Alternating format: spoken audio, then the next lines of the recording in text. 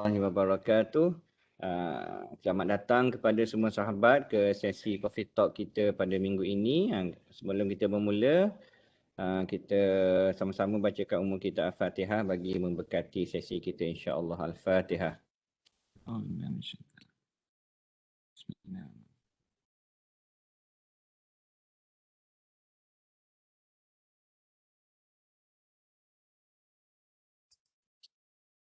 Alhamdulillah, bersama kita pada pagi ini adalah Prof. Dr. Atif daripada UTM. Saya pun tak tahulah dia asal UTM KL ke UTM Skudai. Tapi Prof. Atif sekarang ni memegang jawatan sebagai pengarah Cairo. Cairo base di UTM KL lah. Prof. Atif juga ex-boss pada Magic X kan? Nanti tengok tu. Saya associate member. Associate member pada Magic X. Saya kenal Proaktif ni sewaktu menjalankan program CEO fakulti lah bersama dengan KPT di 6 bulan di KL bersama-sama dengan Proaktif sekali lah. Bercuti 6 bulan berkhidmat di bawah CEO. Pada waktu itu Proaktif di mana Teh? Ericsson. Ericsson. Ericsson eh? Ericsson. Di Ericsson. Okey. Proaktif juga dah bekerjasama dengan Uniza sebelum ni dalam our first Robocon. Bila kita first kali masuk Robocon, so Proaktif dan juga tim dia menjadi kita punya konsultan lah, penasihat. Sebab Proaktif ni memang dah daripada kecil lagi dah join Robocon. Masa kita baru nak belajar Robocon tu, Proaktif maknanya dah bersara daripada Robocon lah. Dia dah sebuah kat orang lain lah. So kita akan khidmat nasihat dia lah, insya-Allah. So hari ini insya-Allah Perhati akan berkongsi pengalaman lah, pengalaman sepanjang menjadi seorang penyelidik di UTM, macam mana boleh mencapai pelbagai kejayaan sehingga ke hari ini, terutamanya dari segi permohonan geran lah kot Atif. Atif adalah salah seorang researcher yang ada banyak jenis geran, international geran, industry geran, government geran dan macam-macam lagi lah. So tanpa berlengah masa lagi, saya menjemput Proaktif untuk berkongsi pengalaman sikit dengan kita. Masa tak panjang teh, setengah jam je. Untuk share dan ada setengah jam untuk sedikit Q&A lah, insya-Allah. Dipersilakan. Okey, insya-Allah. Saya share slide Boleh. Okey, bismillahirrahmanirrahim. Assalamualaikum warahmatullahi wabarakatuh. Dan selamat pagi. Nampak ke? Semua slide belum sampai lagi. Okey.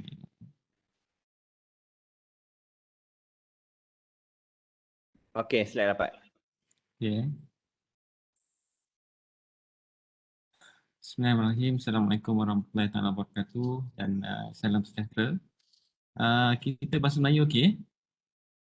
Macam nampak boleh. Melayu atau Arab, dua tu boleh. Ada Prof Madia apa ni? Dr. Yusof. Boleh kita boleh je, boleh. Bahasa Melayu. Yusof tu muka yang Arab tapi dia bahasa Melayu. Okey. Dr. Yusof, okey. Pertama sekali saya ucapkan terima kasih dan selamat datanglah ke sesi Coffee Talk. So kita kena ada kopi lah masing-masing sendiri, insya-Allah. Dan saya berterima kasih kepada Dr. Ustaz, kita panggil Ustaz je masa kita ni tengah-tengah sesi bersama dalam CEO at Faculty, Dr. Fazli, untuk jemput bagi menyampaikan sharing. Dan saya rasa saya masih lagi banyak yang perlu belajar dan insya-Allah sedikit sebanyak sebagai perkongsian. Ada kelemahan yang mungkin boleh sama-sama ditampung. Saya mohon untuk diberikan feedback, komen dan sebagainya nanti. Saya sebagai Head of Actuator Automation Lab. Jadi Actuator Automation Lab ni memang satu inisiatif untuk kita bangunkan lab kita sendiri dan saya juga sebagai pengarah di Cairo. Cairo ni adalah Center for Artificial Intelligence and Robotics. Macam Dr. Fazli sebut tadi, Cairo ada di Kuala Lumpur dan ada juga di Johor Bahru. Jadi the main office ni adalah di Kuala Lumpur dan di Johor Bahru ni sebagai satellite office. Nanti saya akan terangkan sikit berkenaan dengan Cairo. Sebelum apa-apa, insya-Allah kita lihat satu ayat yang Allah pesan pada kita, wa iz ta'azzana rabbukum la in syakartum la azidannakum wa la in kafartum inna azabi lasyadid. Maksud dia demi sesungguhnya jika kamu bersyukur, nescaya aku akan tambahi nikmatku kepada kamu, dan demi sesungguhnya jika kamu kufur, ingkar sesungguhnya azabku amatlah keras. Itu surah Ibrahim ayat yang ketujuh. Satu konsep yang sangat mudah bila mana kita menerima segala kelebihan yang Allah beri, dan kita hari ini tidak diuji, kita diuji dengan keadaan COVID, tapi alhamdulillah kita dalam suasana bekerja sebagai seorang akademia, mungkin tidak seperti mungkin sahabat-sahabat lain yang mencari kerja, ada yang susah untuk nak sara diri, ada yang mungkin bisnesnya bukan tergendala, macam ialah maksudnya tak dapat meneruskan dengan seperti biasa. Jadi di mana kelebihan yang kita ada, insyaAllah kita cuba untuk berikan kepada yang lain bersama.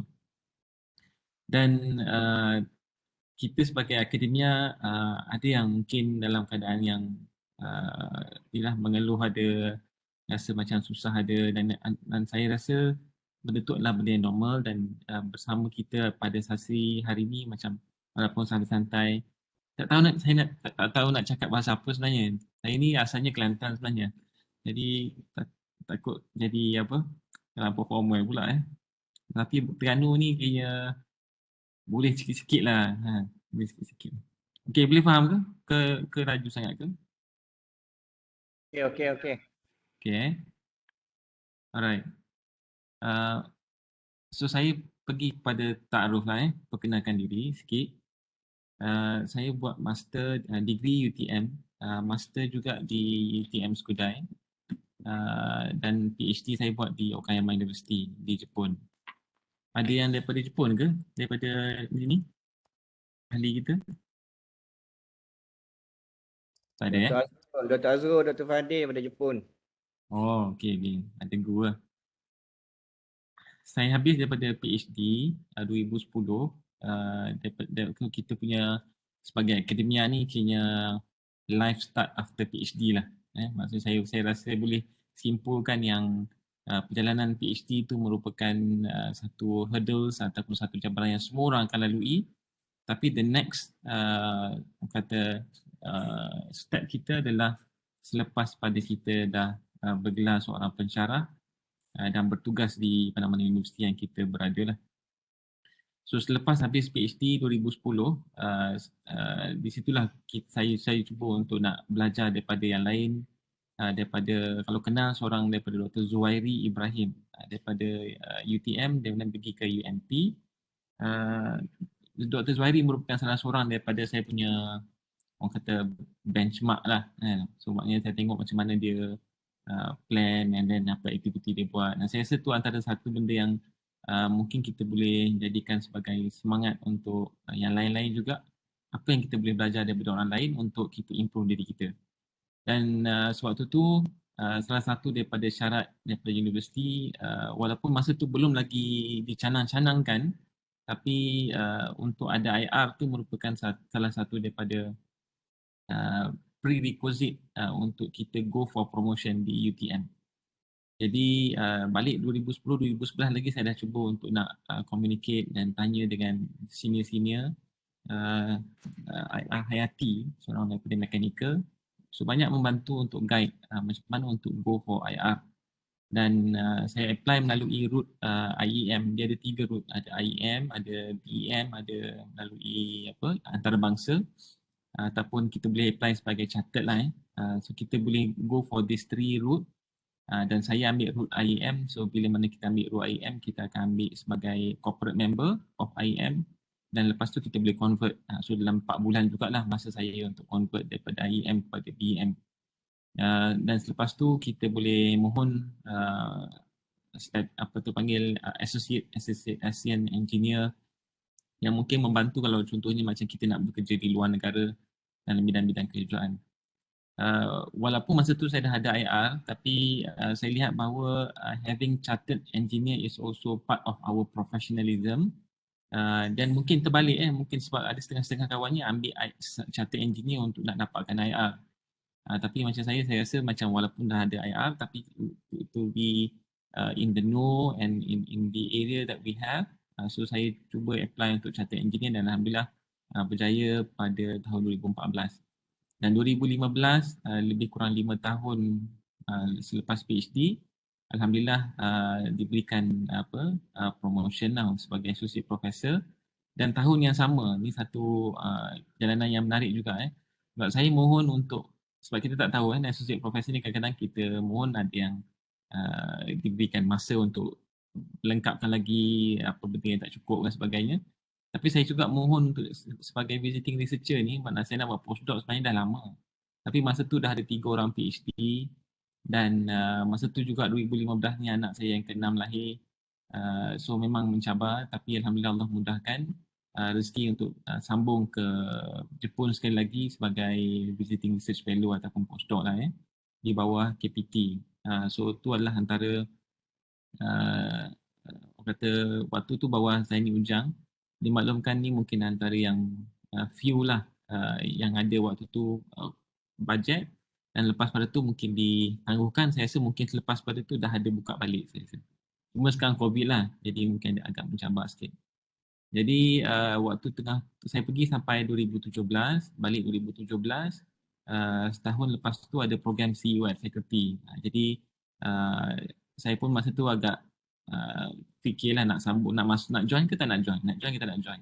Sebab baru balik daripada attachment ni, biasa orang takkan bagilah kan, kerja dulu. Tapi bila bincang dengan bahagian UTM Lead ni macam kita punya HR lah. Dia tak HR, dia macam satu unit yang buat planning for staff. Kita nak buat postdoc pun bawah UTM Lead juga. Jadi dia kata tak apa, mohon saja. Jadi saya pun mohon dan Alhamdulillah berjaya lah jumpa dengan Dr. Fazli sekali. Dan program CEO at Faculty ni sebenarnya banyak benda yang saya boleh kongsikan, benda yang banyak mengajar saya dari segi network, dari segi industrial punya collaboration dan macam mana untuk kita kembangkan lagi. Selepas tu saya apply for professional technologies. Saya rasa semua boleh mohon di bawah MBOT, dan habis saya punya attachment CEO at Faculty. Sebenarnya semasa saya jadi attach CEO at Faculty, saya juga pegang sebagai acting director dah. Waktu tu director Dr. Hazrina dia ada mohon cuti, and then selepas tu dia pula sambung sabbatical, dan habis pada saya sebagai CEO at Faculty, saya sambung sebagai director of Cairo. Dan Alhamdulillah 2020 mohon sebagai top research scientist Malaysia, dan tahun ni baru saja promoted sebagai profesor di UTM. Dan ni adalah keluarga saya. Ada 6 orang, 2 lelaki, 4 perempuan. Dan insyaAllah yang ke-7 bakal menyusul 2 minggu lagi. InsyaAllah, mudah-mudahan. Doakan. Okey, yang lain semua adalah ni lah saja sijil yang mungkin boleh kita sama-sama mohon. Dan saya menggalakkan kalau mana antara salah satu daripada yang saya cuba bawakan kepada student-student di luar negara, bila mana kita pergi keluar, waktu-waktu sebelum-sebelum ni kita boleh pergi conference kan. Jadi every time pergi conference, saya cuba untuk cari student Malaysia. Kalau ada kesempatan untuk berjumpa dengan mereka, jadi kita cuba untuk share. Sebab ramai yang daripada luar negara tak tahu nak apply for IR ni, dia punya route dia. Pertama sekali nak kena register for BEM kan. So bagi kita sebagai pensyarah yang mungkin dah register, so we have to plan how to go for IR, how to go for Chartered Engineer, how to go for professional technologies dan sebagainya, sebagai part of pada saya adalah sebagai professionalism lah, yang kita boleh sama-sama galakkan student-student kita juga nanti untuk mohon pada masa akan datang. Jadi hari ini saya takkan share lah kan all this detail kan, macam mana nak apply for this application. InsyaAllah dalam sesi yang lain kalau Fazli jemput lagi, Dr. Fazli jemput lagi, kita boleh tengok. Okay, Cairo ada 2 office dia, JBKL. Kita ada dah berkurang sikit, ada yang pencen. So saya sebagai pengarah, ada lagi 4 di KL dan 4 di JB lah. So kita 2 alam. So kadang-kadang orang tak tahu Cairo ni Cairo JB ke Cairo KL. Walaupun saya pengarah di KL, tapi saya berada di JB. Jadi every time memang kena travel lah ke KL. Cuma yang terakhir saya travel 2 hari lepas lah, tapi itu bukan untuk urusan admin, tapi urusan sebagai dalam collaboration as part of Cairo punya involvement dalam industri. So kita di Cairo diberikan tanggungjawab untuk memikul sebagai salah satu daripada Industry Forward Competence Center. Dan selain daripada kita buat research, aktiviti lain juga adalah untuk consultancy, pre-commercialization ataupun applied research lah. Dan banyak kita dalam proses untuk share dengan new graduates on upskilling and reskilling untuk use some of the facilities yang kita ada. InsyaAllah kalau ada rezeki tahun depan kita akan buat program dengan MIDA. Sekarang tengah dalam proses perbincangan untuk dipanggil namanya High Talent Program. So kalau ada daripada UNIZA, some of the graduate yang tak ada kerja ke, so kita boleh join program ni dan mereka adalah few skills yang akan di top up dari segi leadership, dari segi technical dan insyaAllah kita akan ada placement of job dengan company-company yang memang dah attached dengan MIDA. So di bawah Cairo, kita ada 4 area, field robotics, agriculture, healthcare, smart manufacturing. And our specialization ni sebenarnya memang dalam 3 kelompok utama lah, AI, robotics dan control. Jadi kita bak kata Datuk Asma, Datuk Asma ni adalah bekas NC USM dan sekarang ni memikul tanggungjawab sebagai Presiden ASM, Akademi Sains Malaysia. Jadi katanya kita sekarang ni perlu bergerak secara cross-discipline and also cross-university. Cross discipline. The transdisciplinary punya goal is our main movement supaya kita tak lagi bergerak secara silo dan kita melihat katanya kalau contohnya macam silo ni kita ambil apa panggil bawang apa lagi disebut atas pinggan tu kan. So kalau kata collaboration ni dia biasa akan sebut antara macam salad atas meja lah. So salad tu dia dah ada timun, dah ada bawang, ada tomato tapi masih lagi dalam bentuk yang masing-masing. Tapi bila mana dah ada collaboration yang lebih mantap, ibarat seperti apa kari, kuah kari. Tapi masih lagi ada karinya, cuma masa tu dah diramu, dah ada ramuan dan sebagainya yang kita tak nampak dah, garamnya tak nampak, gulanya tak nampak, apa lagi perencah-perencah yang tak nampak, tapi kari tu masih lagi menjadi dominan kan. Tapi dia kata kalau yang boleh paling baik dalam kita buat collaboration yang ada impact ni adalah seperti kek. Sebab apa? Sebab kek ni dia tak nampak ada identiti di mana komponen-komponen. Kalau kek carrot ke, mungkin carrot tu ada rasa sikit, ada rasa manisnya, ada rasa sedapnya dan sebagainya. So that is our main movement for impactful research yang dia kata lebih kepada human centric bukan kepada teknologi centric yang mana apa benda yang kita buat sekalipun yang mana yang boleh bermanfaat kepada society. So that is the changes yang kita nak kena bawa lah ke depan insyaAllah. So we have to leave the silo punya attitude, silo punya the way of thinking, tapi kita nak tengok how it can be contributed towards society, towards industry and knowledge insyaAllah.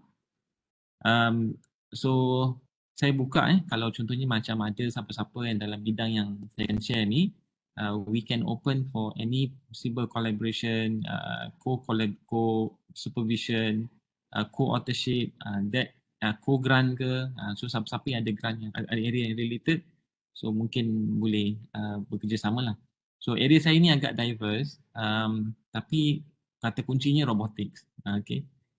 So robotics di area bio-inspired, di area field, di area rehabilitation and currently saya cuba untuk explore dalam biodiversity. Ni pun daripada CEO at faculty lah ni.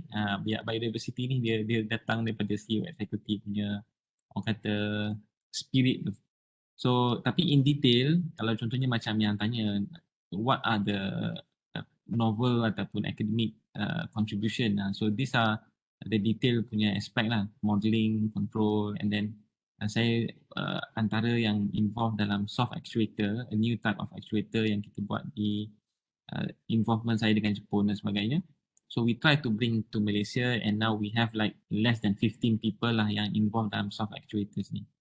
And underwater robotics, baru je lepas kita ada satu sesi dengan underwater networks. Jadi kita ada lebih kurang, I think most of the university ada wakil, ada juga yang tak ada. Siapa-siapa yang terlibat dengan underwater project, robot ke ataupun glider ke, boleh terlibatlah di bawah IEEE OES. Kalau ada mungkin saya boleh cuba linkkan jugalah, sebab saya pun bukan member, tapi because of saya dah buat research underwater, jadi we try to be associated with people, and as I've mentioned, apa yang kita boleh share kan, some of the resources, dan ada yang lain juga menawarkan, contohnya macam UIA, dia dapat a good grant, dia kata kalau kata nak guna sensor apa benda yang mungkin related to underwater, so they are happy to share some of their resources as well.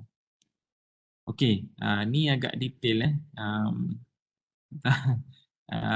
so tadi bio-inspired, field robotic, rehabilitation, agro. Yang mana yang biru ni yang aktif, yang mana yang kelabu ni dalam proses. Yang kelabu ni ada yang dah student dah habis, so mungkin kita dah dalam proses lah. Maknanya kalau contoh macam ada student PhD kata, I want to continue PhD with you, so saya akan lebih fokuskan kepada area-area yang dah ada sekarang, supaya kita boleh create more depth of knowledge dalam this area. Kalau tidak dulu macam kita semua benda kita rasa macam benda kita boleh buat kan, tapi we have to specific, tapi masih lagi dalam spesifik ni pun rasa macam banyak juga kan. So setiap projek ni ada PIC-nya yang mana it will be either postgraduate, master ataupun PhD, ataupun ada yang mungkin undergraduate. And saya cuba galakkan undergraduate yang mungkin daripada tahun 2 lagi. Okay, student yang saya ajar tahun 1, tahun 2, dia nampak macam willing to learn and some of the project good attitude, saya akan jemput dia orang join in. Walaupun mungkin dalam tahun 2 tapi dia orang dah buat dah. Contoh macam ni robotic arm punya project. Kita bagi dia UR arm, dia dah boleh cuba untuk simulate. Now dia gunakan ROS, dia gunakan some of the AI, basic AI untuk explore. Baru tahun 2. So sometimes we don't have to wait until FYP, sebab kita nampak kita boleh grow mereka dari tahun 2, tahun 3, dan ada some of my students yang dulu tahun 2 lagi dah buat, and alhamdulillah FYP pun buat dengan saya, and then lepas tu dia buat company dia sendiri. Ni contoh saya juga. So ni dia dah buat company dia, dan ni contoh kit yang diorang buat lah. Sekarang ni dah banyak, kalau kenal satu company nama Mechabotics, dia buka kedai dalam universiti, and then dia dah buat kit, dan saya cubalah untuk promote apa benda yang dia orang buat ni, dan that will be part of contribution. Kita rasa happy bila mana student-student kita yang kita kenal daripada tahun 2, tahun 1, tapi dah boleh grow and have their own business going on, dan kita akan cuba support lah setakat mana kita mampu. So that kind of engagement saya rasa sangat membantu, especially some of them mungkin akan sambung master, dan mungkin kalau ada yang sambung PhD. So the group yang ada tu adalah group yang akan menggabungkan some of the people from different category, daripada degree, master and PhD. And we have some other lecturers juga yang akan membantu dalam team ni. So depends on area. Ada area yang saya pecahkan kepada 2 lah kalau boleh. Kalau macam Dr. Fadli mungkin pernah tengok kot saya akan pecahkan kepada 2 bahagian. Satu bahagian yang lebih kepada product based ataupun applied based. So macam ni saya akan pecahkanlah projek-projek yang lebih kepada applied. Basically yang lebih kepada field ni saya buat lebih kepada applied. Jadi kurang fundamental tapi banyak kepada applied. Tapi kalau contohnya macam yang kepada PhD student ataupun master ni, mungkin ada.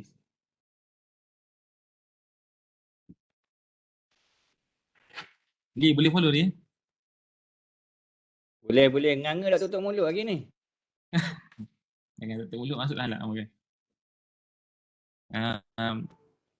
Jadi mana tadi? Okay. So yang mana yang applied, kita boleh tengok kepada yang kurang fundamental lah. Maksudnya sometimes contoh macam projek yang saya buat untuk IoT ni, dia lanjutan daripada projek yang saya buat dengan Ericsson. Saya akan sambung sikit nanti. So dia nak kata dia less fundamental tapi more on applied. Jadi kita pergi kepada grant-grant yang related dengan contohnya macam kita ada Majlis Bandaraya Iskandar Puteri ataupun di Terengganu apa Majlis Bandaraya apa Kuala Terengganu ke? Kuala Terengganu. Kuala Terengganu. Dia ada grant, dia ada fund. So biasa fund-fund dia sama macam kita. Kalau kata kurang 20,000 mudah untuk dia nak buat some of the project lah. Kalau kata lebih 20,000 tu mungkin lagi kompleks lah because nanti nak kena masuk tender dan sebagainya kan. So kita buat proposal, dia tengok macam mana dia pun ada direction dia. Contohnya macam masyarakat low carbon, rendah karbon. So sebenarnya daripada projek-projek ni, and then kita boleh juga apply sebagai projek yang ada grant international. Nanti saya akan sharekan sikit how kita relate daripada satu projek yang masyarakat based which is impactful lah yang kita nak ke arah tu sebenarnya, dan juga yang mungkin kita boleh apply juga yang industri and apply juga yang yang international. Because grant ni memang sebagai researcher, grant ni adalah macam input kita kan, student adalah macam input, and then grant adalah macam input kita. Output dia adalah hasil research. Hasil research kalau tengok dari segi akademia, mereka akan tengok dari segi paper, mereka akan tengok dari segi pattern, IP. Tapi sebenarnya yang kita nak tengok yang impactful di luar akademia adalah how we involve dengan agency, networking, and then how benda tu akan memberikan orang kata fungsi kepada masyarakat itu sendiri. Contohnya macam MBIP ni dia nak tengok water quality. So dia setiap kali kena pergi ke sungai nak tengok bacaan dia. So kita kata we can improve this by having IoT. So kita buat IoT ada sensor sebagainya dan dia boleh monitor je data-data tu daripada far away kan. So dia tak adalah macam fundamental sangat. So dia lebih kepada apply. So mungkin FYP level atau mungkin kita boleh bagi kepada master level ataupun mungkin kita boleh hire some of the researcher untuk nak bantu kita dari segi projek-projek macam ni dan kita boleh deliver. Yang penting kita deliver lah. So, so kalau tengok dari segi area yang fundamental sikit, contoh macam material on wound healing, control platform, ni PhD lah, ni pun PhD, ataupun McKibben cylinder, McKibben manipulator. So these are more on fundamental aspects. Yang soft actuator ni sekarang ni masih lagi fundamental. Cuma yang robot-robot ni some of them yang saya dah lebih kepada applied lah, robot yang kita boleh terus guna and some of them ada juga yang master student yang explore. Okay, panjang pula Okay, satu projek yang saya nak highlight ialah berkenaan dengan ROV, remotely operated vehicle. So projek ni starting daripada FYP. Okay, so starting lukisan dia macam ni, and then kita improve FYP ni sampai yang peringkat yang ketiga ni, and then kita apply grant PRGS, apply grant internal and ada industry. Now this is the way forward lah, kita nak buat yang macam ni. So this is our outcome, dan basically apa yang kita nak propose adalah macam ni lah, dari segi normal cleaning kepada sistem yang dah boleh pergi sampai autonomous level untuk buat maintenance job. So part of this project, alhamdulillah kita dah boleh selesai sampai kita buat tangki sebagainya. And daripada sini kita dah engage dengan company bila mana kita dah ada produk, and produk tu kita cuba untuk tengok how it can be used. So actually memang the usage of robotics ni memang walaupun mungkin bukan secara drastik, tapi slowly masyarakat ataupun industri dah cuba untuk adopt. So mungkin we have to move on lah. Ni saya cakap based on research saya dalam robotik. Tapi based on other research area, so we have to look on how the adoption of technology boleh kita gunakan. Dan saya cuba explore bukan setakat dalam tangki air saja, sekarang ni kepada tangki udang juga. So kita cuba collaborate on fleet quality, satu company untuk udang. Jadi we are targeting not for the water utility, tapi udang juga antara benda yang kita targetkan lah. So once benda dah ada, alhamdulillah RTM minta untuk buat penggambaran and ada interview dengan Adi Bahno untuk robotics. Jadi kita cuba untuk nak highlightkan some of this outcome so that UTM pun akan tahu some of this project that can be used in the community. So ni satu lagi projek yang ialah alhamdulillah kita guna je. Ni adalah underwater robot yang kita boleh cari pun. Tapi bagi Department of Fisheries, dia kata macam tak ada lagi robot yang boleh guna untuk tengok penyu, dia kata. Kat Terengganu banyak penyu kan. Tapi kita tak sempat pergi Terengganu sebab PKP, jadi kita pergi kat Port Dickson je. So this is a collaboration work dengan Department of Fisheries. So mereka nak tengok macam mana boleh kita survey penyu-penyu. So ni dekat Tanjung Tuan ni. Nampak je macam ni kan. Ni sebenarnya drone ni ambil gambar ni. Tapi the thing behind, ada seorang student saya tahun 3. So dia cadangkan, okay, why not kita gunakan images untuk detect penyu-penyu kan. So bukan setakat penyu je lah. Jadi coral punya keadaan pun kita boleh detect. So dalam penyu ni ada banyak kategori penyu. Penyu karah lah, penyu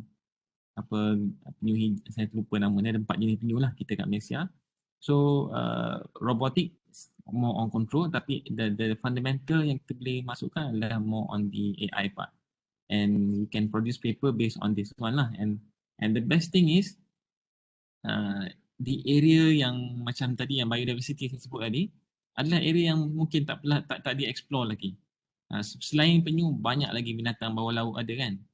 So kita boleh collaborate dengan bahagian perikanan, WWF, apa lagi dengan satu lagi unit di bawah ada satu NGO yang kita apply, and then this is part of the impact project yang kita harapkan boleh membantu dari segi conservation of biodiversity. So ni satu area yang baru ni, menggunakan robot tapi untuk area yang lain lah daripada kita. So apa yang saya buat adalah kita apply this project. Ni satu grant kita dah buat macam ni, dan kita tengok ada satu grant namanya NCTF untuk kita study dekat Tioman. Nanti bolehlah singgah Terengganu. Tapi apa yang kita guna adalah ROV dengan Artificial Intelligence. And this happen bila mana kita dah ada basic understanding of area. So kita target untuk buat pada giant clam. Giant clam ni macam siput besar lah. So selain daripada tu, ni contoh-contoh fungsi lain lah bagi robot. Bila mana orang dah tahu kita ada robot ni, okay, why not kita datang pergi ke MMSE.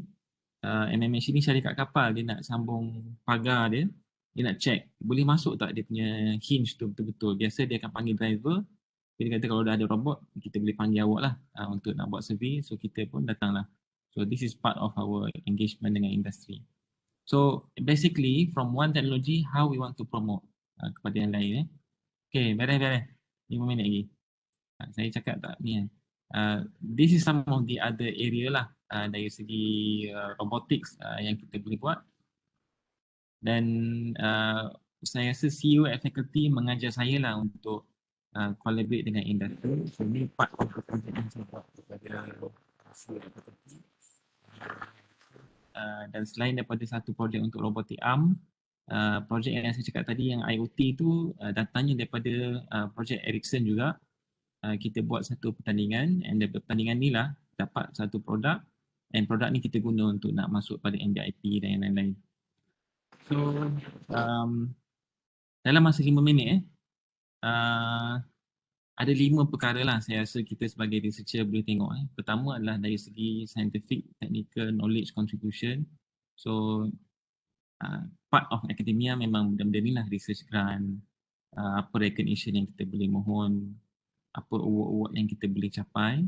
Tapi this will be a collaborative effort. So dia taklah tiba-tiba hari ni masuk jadi kerja semua kita nak buat kan. So mungkin kali pertama, first stage kita buat on research based on kita punya area. And lepas pada tu kita explore on the other area yang involved. And mungkin daripada apa yang kita dah ada, orang akan acknowledge, and we are going to be called for any keynote speaker ataupun invited speaker lah daripada apa benda yang kita dah buat. And secondly adalah berkenaan dengan leadership lah, because part of the journey as academia, we have to be involved in our university, dalam fakulti. Setengah-setengah yang muda ni dia rasa macam dia dah buat kerja dia je, dia buat research je. Jadi tu pun satu anggapan yang salah. bahawa we have to be involved with faculty. Faculty akan tengok how kita bersama dengan student, bersama dengan task force yang ada. So selain daripada di dalam, di luar juga macam mana untuk kita involve. Saya juga sebagai Presiden Perintis, jadi saya pun nak jemputlah ahli-ahli daripada UNIZA kalau ada yang berminat. So kita banyak program sebenarnya yang boleh kita involve bersama dalam Persatuan Saintis Muslim. Nanti saya akan promotekan lagi lah kepada Dr. Fazli dan boleh disampaikan. So yang kedua adalah in terms of leadership. Yang ketiga adalah contribution to nation. Involvement kita bersama dengan jadi pertandingan punya panel. Mungkin benda-benda tu adalah benda-benda kecil, tapi sebenarnya industri ataupun masyarakat pergi ke sekolah. Saya suka bawa student-student saya pergi ke sekolah based on apa-apa projek kita buat. So biasanya dari situ kita akan ada involvement yang lebih menarik lah dengan masyarakat di luar. So contribution to nation mungkin dari segi research yang kita buat. Ni contoh projek aktiviti kita buat dengan sekolah-sekolah. And capacity building, kita nak kena ada research supervision, mentor student masuk pertandingan, buat apa talks. Mungkin kita boleh pilih talk, katakan nak buat talk untuk 3D printer.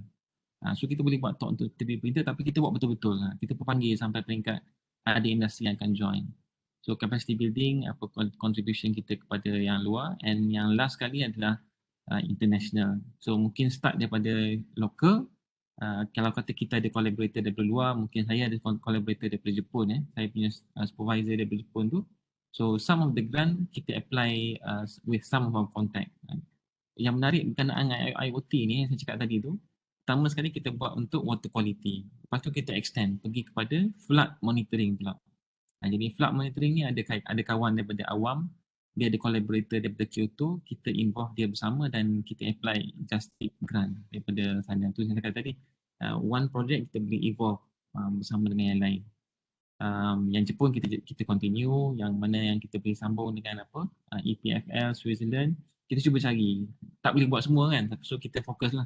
Katakanlah kita start dengan Jepun dulu, lepas tu kita tengok ada lagi possibility untuk kita explore dengan apa di negara lain yang kita nampak ada relation dengan projek kita, so kita cuba untuk apply. Dan Alhamdulillah Allah mudahkanlah untuk apply dengan Swiss grant. So ni supervisor saya ni, Koichi Suzumori. Saya pergi ke sana bawa student, dia datang ke sini, dan that is part of our collaboration lah. Okay, 6 tips boleh ya? Dah nak habis dah ni? 6 tips. Boleh. Ngelah. Ngelah Pertama sekali pada saya adalah family first lah. Jadi especially for pasangan kita yang tak bekerja, wife saya tak bekerja, banyak membantu untuk ni tulisan pun dah dalam kabut ni. Jadi pasangan bagi yang mana tak bekerja ni, dia menanggung banyak kata amanah masa kita duduk di luar ni bekerja, dia banyak menguruskan hal-hal yang lain lah. Jadi mereka kena tahu apa benda yang kita sibuk ni. Jadi sometimes kita tak share. Hari ni ada talk ni pagi ni nak kena datang lab awal ni. Kata okay, PKP tak payah datang kerja awal-awal, tak apa kan. Tapi kita maklumkan bahawa we have some responsibility, what we have to do, and apa saya kata ni, okay, so we have to know buat apa kita nak achieve apa-apa, tapi kalau kata kita punya spouse rasa tak puas hati je kan on what we do. So things have to be clear. Once we clear inside, insyaAllah kita boleh clear outside. Banyak masalahnya dekat outside clear, dekat inside tak clear. Itu jadi macam tak proper tu. Jadi tanggungjawab kita yang lain adalah especially sebagai ayah lah. Mungkin kalau kata ada lecturer wanita kat sini, so mungkin tanggungjawab dia besar lagi kan. Sebab pun nak kena uruskan keluarga, nak uruskan suami, nak uruskan anak-anak lagi. So spouse memang akan memberi sangat-sangat kesan kepada career kita and how we have to work together lah. Especially dalam nak mendidik anak-anak. Buat apa ada research group yang bagus-bagus tapi anak sendiri tak boleh kita nak plan. So this is one of the main important thing kepada saya sebenarnya untuk kita improve, and then how to keep to make it bigger in our surrounding. Okay, yang kedua, jangan segan bertanya. Always mentoring bila mana kita tanya orang lain. Kita buat benchmarking. So kalau contohnya macam publication grant sebagainya yang tadi, so banyak saya akan tanpa segan silu dengan humble ni kita minta pandangan. How they do, how they apply some of the grant, how they make it successful, and from there kita boleh cuba juga and look at our other people's CV. Sampai sekarang pun masih lagi kita tengok belajar apa benda yang kita boleh improve diri kita. Nombor 3 adalah understand the impression orang lain pada kita. Know your direct boss. Siapa you punya ketua jabatan. Kadang-kadang kita banyak duk cerita dengan fakulti lain punya dekan ke sebagainya. Kita kena tahu kita ni bawah fakulti mana, bawah school mana, supaya we have to report directly to them, lepas tu report lah ke siapa-siapa yang lain. Kadang-kadang ada setengah orang dia report ke NC je. Nak bagi NC tahu je dia, tapi dia tak report pun apa, dia report student dia punya performance sebagainya pada faculty. So I think this is not correct lah. So we have to know the environment so that tak dapat ada boss yang tak annoy pada kita ke apa sebagainya. So these are some internal issues lah, yang apa orang panggil human issues yang kita cuba untuk nak elakkan. And kalau boleh kita be together with people with the same spirit. Sometimes being different is something yang orang tak suka juga. But we have to keep positive lah, because we want to grow the institution ataupun our working area to a better area kan. Okay, yang berapa Yang ketiga apa, yang nombor 5 ni? Silap ni. Nombor 4 ni. So nature of failure ni biasa. Apply grants memang akan fail. Jadi when we do it together, so appreciating each other, yang mana kita tak dapat to keep it as database. Malam pun ada je grant tak dapat. Tapi tak apa, kita cuba lagi. Dah 2-3 kali tahun cuba tak dapat, tapi kita cuba lagi. Bila mana kita appreciate ada, kalau misalnya di Cairo kita cuba untuk ucapkan tahniah lah kepada siapa-siapa yang dapat, supaya they are being appreciate and acknowledge from their effort. Okay, nombor 6, ada nombor 4 saya tertinggal saya rasa. Yang nombor 4 ni adalah, nombor 4 saya tertinggal ni adalah berkenaan dengan team. Nombor 5 ni, nombor 4 adalah berkenaan team. Saya rasa team is very very important. So saya ada a group of researchers, RO, RA yang banyak membantu untuk nak apply grant together. Kadang-kadang sampai pukul 12 malam tak tidur to submit some of this application. And this is part of the teamwork lah. And we have other members as well dalam mana-mana kita nak mohon. Kadang-kadang apply seorang-seorang memang penat lah. So be together and know each other punya role. Yang ni akan apply, ni akan buat untuk bahagian budget, ni akan buat untuk bahagian planning, untuk timeline, milestone dan sebagainya. So insyaAllah kita boleh cuba sama-sama. And number 6 adalah we as academia, as part as what I started just now, yang paling tadi, kita bersyukur dengan tanggungjawab kita sebagai academia. We have to be humble. Orang tengok kita sebagai academia mungkin nampak macam apa, satu orang kata figure lah, tapi we don't have to feel that we are knowing everything. Okay, so tapi having the humble part of being academia, actually we can have our network become stronger. And kita tak nak kita yang menonjol-nonjol tunjuk kat orang apa benda, tapi what we do is actually known secara tak langsung from others. Okay, and then from there lah kita akan dijemput sebagai keynote ke, from examiner ke, sebagai AJK luar ke. So insyaAllah Dr. Fazli sebagai rumusan lah pada hari ini, saya pun minta maaf kalau ada yang mungkin tersilap kata, tersalah bahasa. So terlebih masa, so saya serahkan balik kepada Dr. Fazli, moderator pada hari ini. Wallahualam bisawab. Lebih 15 minit Li. Tak apa deh. Special demo special. Sorry. Alhamdulillah, terima kasih diucapkan kepada Proaktif atas perkongsian yang bagi saya sangat-sangat memberi inspirasi. Atif, sangat-sangat memberi inspirasi. Kawan masa demo start sebut nak masuk 7 tu ngangun mulut tak habis-habis lagi. Dengar nak masuk 7 tu kagum dah. Oh, hebat orang ni kan. Dengar cari demo ni rasa nak start kereta masuk lab lalu dah hari ni.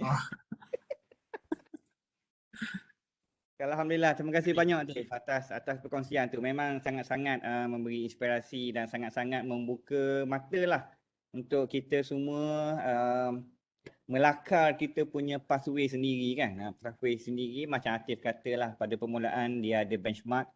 So mungkin pada hari ini kita pun boleh ambil Atif sebagai benchmark kita. Tengok perjalanan karier dia, macam mana kita nak menyusuri perjalanan karier Proaktif, insya-Allah. Sebelum kawan buka pada orang lain tanya, kawan nak tanya dulu Atif. Ada 2 soalan yang berkaitan lah. Yang pertama nak tahu tentang Cairo tu. Apakah aktiviti sebenar? Dia main aktiviti di Cairo tu apa? Apa fokus utama? Adakah student postgrad ataupun memang fokus pada projek industri atau fokus kepada grant, networking whatsoever? Dan yang kedua, dia memang sebut pasal research group tadi kan. Memang nampak di kebanyakan universiti kejayaan research dia duduk kepada research group. So kalau research group mantap, memang insya-Allah research pun akan jadi mantap. Di Uniza ni kami research group belum lagi se-advance orang lain lah. Memang kebanyakannya masih lagi solo researcher. Memang bila apply grant tu by group, tapi yang betul-betul involved dalam aktiviti grant tu bukan the whole group. So budaya research group tu kami sebenarnya baru mula nak nurture lah, baru nak create environment tu.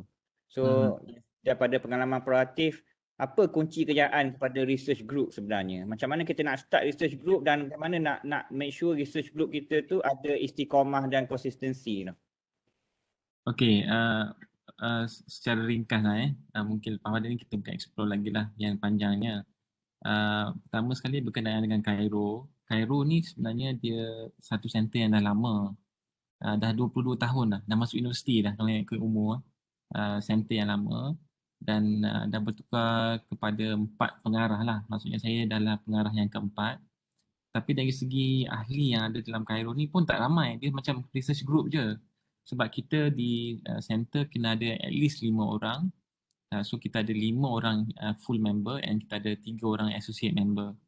So di UTM ni dia ada kategori-kategori daripada institut untuk research. Dia ada institut, maksudnya dalam institut tu dia gabung beberapa center, COE dia akan jadi satu institut. Tapi ada juga center yang mana yang tak ada institut, dia solo. Dia macam Cairo lah, dia ada yang solo. And selain daripada Cairo center, dia ada juga research group. Okay.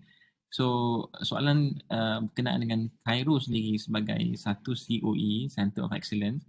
So peranan dia adalah untuk, pada saya dia meliputi hampir keseluruhan Myra punya goal lah, tapi dia akan lebih kepada research punya entity. Maksudnya untuk ada publication, untuk ada kita punya research involvement dengan grant industri. Dia akan jatuh juga kepada kita punya individu sebab yang akan buat semua tu adalah individual base kan. So, macam saya walaupun ahli Cairo, saya kena ada satu lagi team untuk nak membantu Cairo tu sendiri. Some of the project memang saya akan involvekan Cairo punya members. And grant pun kadang-kadang kita akan apply bersama.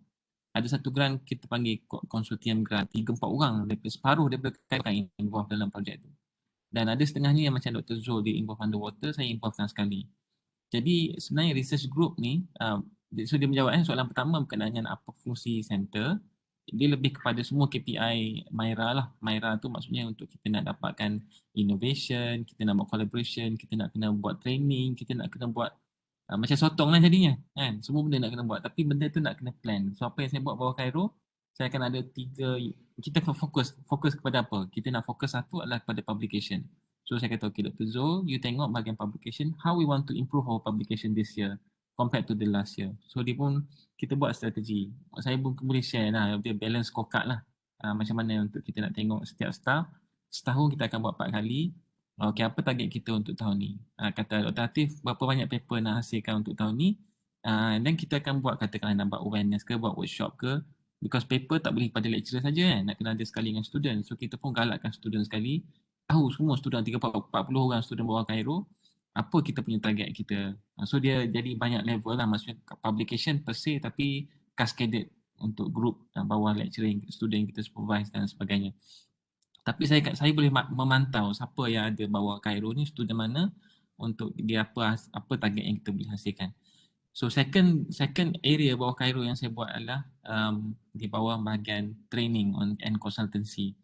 PKP memang mencabar because dulu kita boleh buat face to face, sekarang ni kita terpaksa tukar online and then kita buat lebih kepada kurang yang training yang berbayar tapi lebih kepada awareness, lebih kepada Cairo. Kalau pergi ke Facebook Cairo ni banyaklah program-program yang kita pun collaborate dengan MACE, Malaysia Automation Society. So hampir every week akan ada talk session. So tu pun part of kata how to bring up Cairo punya brand lah. And yang ketiga saya ada satu unit marketing. Okay, yang tadi training and consultancy, yang ni ada marketing. Jadi marketing ni untuk jaga website, untuk buat program tadi, and how kita nak postkan program, activity, collaboration dengan industri. So sekarang ni kita nak fokus banyak-banyak payah, jadi kita fokus 3 yang ni dulu. Lepas pada tu kita akan tengok yang lain pula. So tu untuk center. Okay, soalan kedua tadi berkaitan dengan RG. Memang saya pun awal-awal memang kita akan buat sendiri. Tapi once kita tahu bahawa it is quite difficult to move on bila mana kita sendiri, so kita kena engage dulu dengan, mungkin kita tambah seorang lagi, 2 orang kan. At least kita dah ada 2 orang yang boleh bergerak bersama. Mungkin tak kata 3, 5 pun payah, mungkin kita buat 2 dulu. So kadang-kadang memang kita apply letak nama je orang lain. Tapi macam mana untuk kita buat kalau boleh, dia ada bahagian dia untuk dia buat collaborate dengan kita. So pada saya sikit-sikit lah, insyaAllah nanti orang kata culture tu akan ada dan boleh kita expandkan ke depan. Tengok jawab berapa minit, tinggal 8 minit lagi. Okey. Terima kasih. Proaktif, ada soalan daripada sahabat-sahabat yang lain? Atau Tuan Haji Dekan nak say something? Tak ada. Cuma nak tanya apa ni, penglibatan pelajar tahun 1, tahun 2, tahun 3 dalam projek tadi lah. Is there any special incentive ke atau is just more kepada memang dia ada interest lah, just begitu. Okay. Bukan senang saya rasa untuk tarik pelajar tahun 1, tahun 2 lah, whatever lah, untuk masuk to this project sekarang. Saya ada mengajar subjek dipanggil Introduction to Electrical Engineering untuk tahun 1. Dia pun by semester, bukan tiap-tiap semester. Semester 1 and then awal semester setiap tahun lah. Jadi kita akan bagi projek, dan projek ni dia tak ada final exam subjek ni. So projek-projek ni sometimes ada projek yang kita taklah scale dia besar kan, macam kita ada subjek tahun 4 yang lebih kepada dipanggil capstone project. Capstone project pun lebih kurang projek yang kita akan involvekan dengan industri juga. Tapi skala dia tu adalah skala yang lebih more practical. Jadi bila mana kita dah involvekan daripada tahun 1 lagi, dia dah tahulah. Sebab introduction to electrical engineering, dia nak tahu apa yang dia belajar 4 tahun ataupun apa dia punya projek. Jadi kita bagi some small project, and based on this project sebenarnya ada student yang memang dia dah ada basic pun. Mungkin dia dah ada buat experience sebagai sebelum ni ke, ataupun masa tu dia rasa macam dia nak explore more. Jadi kita offer lah, kalau contohnya macam ada yang nak terlibat dengan projek yang sama, sebab kebanyakan projek-projek yang saya bagi tu pun adalah sub-sub projek daripada student saya yang lain. Jadi kita bagikan dia ada mentor, yang student master ni akan tengok satu group, student ni akan tengok satu group. Jadi dia pun dah dapat orang kata experience daripada orang yang lebih senior. So sometimes biasa student-student ni dia akan ikut kawan dia satu batch je kan. Tapi bila mana ada involvement daripada senior masuk sekali, dia pun kadang-kadang secara tak dengan kita pun dia akan communicate. Macam mana nanti nak sambung master, macam mana nak sambung PhD nanti. So walaupun tu mungkin jauh lagi, tapi dia panggil exploration, maksudnya exposure tu di peringkat awal. So diorang kita tak bayar pun. Saya tak bayar apa-apa, tapi some of the student yang mana very dedicatedly nak buat something, nak beli drone, saya akan bagi grant punya projek sampak, okay, nak beli komponen ataupun so kita support dari segi apa yang kita nak buat involvement. Mungkin pada awalnya katakanlah untuk projek IoT, saya akan beli, katakan ESP akan beli satu soil sensor, akan beli temperature sensor. Okey, awak buat dulu satu, tengok boleh ke tak. Kalau kata dah boleh buat benda ni, kita akan explore lagi. Sehingga kita akan involvekan dia kepada betul-betul projek yang IoT punya involvement lah. Some of them akan involve dengan dashboard. Sebab IoT ni satu benda yang agak baru juga pada saya sebenarnya. Because I involve dengan benda-benda lain ya. Tapi because that technology, student akan rapidly akan belajar. Even tahun 3, tahun 4 pun tak masuk subjek AI lagi, dia orang dah belajar dah AI. Some of them dia go for EDX ke, dia go for Udemy ke. Ada yang memang dah ada rasa untuk nak explore. So dengan ada exploration tu, kita pun yalah, bila mana orang dah mula something, kita akan support lah. So based on that support tu, mungkin mereka akan minat lagi untuk nak sambung in some of the serious project dengan kita. So tu pengalaman saya lah untuk kita inform dengan student. Tapi skala dia memang kita nak buat besar, kita pun tak mampu. So saya pun akan select kepada beberapa orang student yang memang serius lah untuk sambung. Thank you. Okay, Fazli back pada Fazli. Okay, Alhamdulillah kita pun dah hampir ke pukul 10 ni. Kita kena habis on time lah sebab pukul 10 ada program lain pula. Saya mewakili fakulti ucapkan terima kasih banyak-banyak kepada Proaktif atas perkongsian. Kami sangat-sangat bertuah lah pada pagi ini untuk dapat mendengar perkongsian pengalaman dan juga nasihat daripada seorang tokoh penyelidik negara lah, top saintis Malaysia ni, kancaan. Ya, Alhamdulillah. InsyaAllah mungkin kita akan ada lagi kerjasama lepas ni, Atif.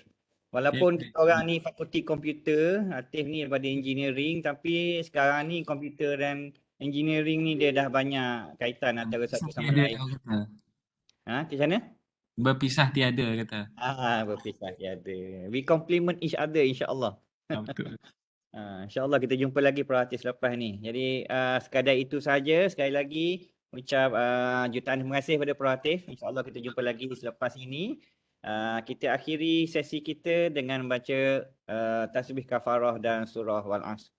Subhanakallahumma wa bihamdika asyhadu an la ilaha illa anta astaghfiruka wa atubu ilaik. Wal 'asri innal insana lafi khusr illa allazina amanu wa 'amilus shalihat. Okay, terima kasih Prof. Selamat maju jaya dan selamat nak menyambut zuriat yang ketujuh insya-Allah. Laki ke puan Prof? Puan insya-Allah. Puan lagi. Kita sambung lagi dah maknanya. Cukup. Allah bagi rezeki semua. Okey, saya doakan semua moga Allah mudahkan semua dalam keadaan yang baik. Selamat dan sihat. Insya-Allah kita jumpa di lain masa. Terima kasih banyak Dr. Fazli. Okey, baik. Okey, Assalamualaikum warahmatullahi wabarakatuh semua. Terima kasih. Assalamualaikum warahmatullahi wabarakatuh. Assalamualaikum warahmatullahi wabarakatuh. Terima kasih semua. Sama.